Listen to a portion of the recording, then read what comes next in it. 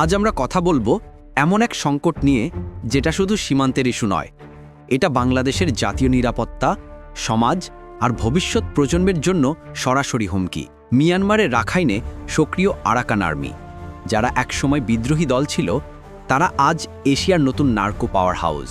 তারা এখন নতুন গোল্ডেন ট্রায়াঙ্গেল তৈরি করেছে, যার বার্ষিক আয় $100 কোটি ছাড়িয়ে গেছে। এই অর্থ দিয়ে তারা কিনছে ড্রোন, ভারী অস্ত্র আর তৈরি করছে নিজের প্রশাসন।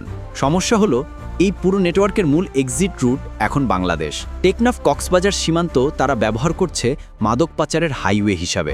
রোহিঙ্গাদের উপর অত্যাচার করে, পালানোর সময় টাকা আদায় করে, আবার অনেককেই জোর করে বানানো হচ্ছে মাদক বহনকারী। তাছাড়াও আরাকান আর্মি এখন নৌকা নয়, নার্কো সাবমেরিন ব্যবহার করছে, যা রাডারে ধরা পড়ে না। এগুলো দিয়ে মাদক যাচ্ছে মালয়েশিয়া, ইন্ডোনেশিয়া, এমনকি ল্যাটিন আমেরিকার কার্টেল পর্যন্ত। এর সবচেয়ে বড় ভিকটিমকে বাংলাদেশের তরুণেরা। ইয়াবা, আইস, মেথ এসব আমাদের সমাজকে ভেতর থেকে ক্ষতিগ্রস্ত করছে।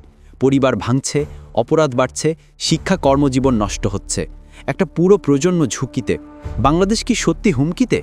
আর হুমকিটা সীমান্তের ওপার নয়, এখন আমাদের ভেতরে ঢুকে পড়েছে। এখন প্রয়োজন দ্রুত ও কঠোর ব্যবস্থা, সীমান্ত নিরাপত্তা, গোয়েন্দা নজরদারি, আন্তর্জাতিক সহযোগিতা বাড়ানো। কারণ এই নতুন গোল্ডেন ট্রায়াঙ্গেল দেরি করলে শুধু রাখাইন নয়, বাংলাদেশকেও গ্রাস করবে।